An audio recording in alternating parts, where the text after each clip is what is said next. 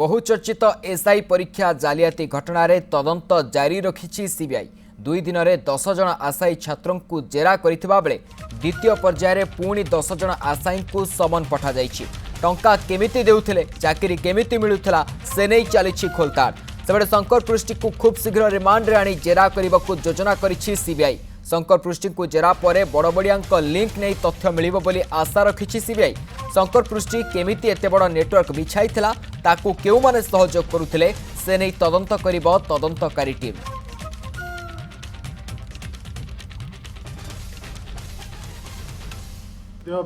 SI और police जो दुर्नीति महादुर्नीति तार तदंत सीबीआई आरंभ करचंदी एवं जो 114 जन पिला माने परीक्षार्थी माने जो माने अरेस्ट होइतिले तांको भितरु 10 जन को समन करा है कि तांको स्टेटमेंट सीबीआई रेकॉर्ड करुचंदी।